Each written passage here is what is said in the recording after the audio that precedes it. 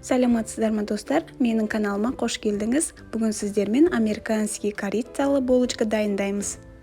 Рецептпен бөліспес бұрын қолдау білдіріп, лайк басып, каналыма тіркеліп, жаңа видеоларды жіберіп алмау үшін қоңырау түймесін басып қоюыңызды сұраймын.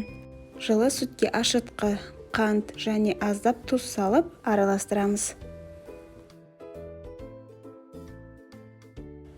Соңынан бір жұмыртқа және ерітілген сары май қосып, бәрін жақсылап араластырып алып, електен өткізіп, ұн қосып, қамыр илейміз.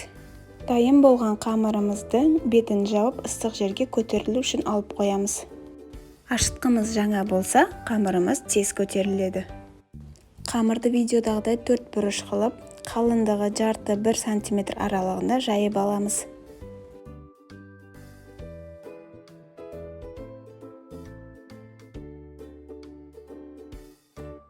Жайып алған қамырымызға бөлме температурасында тұрған сары майды жағып аламыз. Мен тоңазытқыштан сары майды шығаруды ұмытып кетіппін, сол үшін кішкене ерітіп жақтым. Сізде солай істеуіңізге болады. Қоспасы үшін қант және корицаны араластырамыз. Менде қоңыр қант сізде болмаса ақ қант қосуыңызға да болады. Мөлшерлерін видеоның астына жазып қалдырам. Қоспамызды бір тегіс себіп шыққан соң қамырды домалатып рулет сияқты ораймыз. Орап алған қамырды пышақтың көмегінде, болмаса жіптің көмегінде осылай бәрін бір қалыпта кесіп аламыз. Листке терген булочкаларымызды бетін жауып 5-10 минутқа көтерілу үшін алып қоямыз. Алдын ала 190 градуста қызып тұрған печкада қызарғанша пісіріп аламыз. Оған дейін кремін дайындаймыз.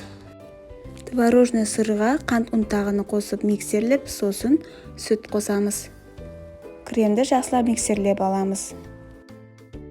Булочка осылай қып-қызыл әдемі болып пісіп шыққанда жақпамызды ыстық кезінде жағып шығамыз. Сонда жақпамыз бен булочка әдемі бір-біріне сіңіп, дәмі өте керемет болады. Дайындап көрулеріңізге кеңес берем. Сіздерге ұнайтынына сенімдімін. Назарларыңыз үшін рахмет.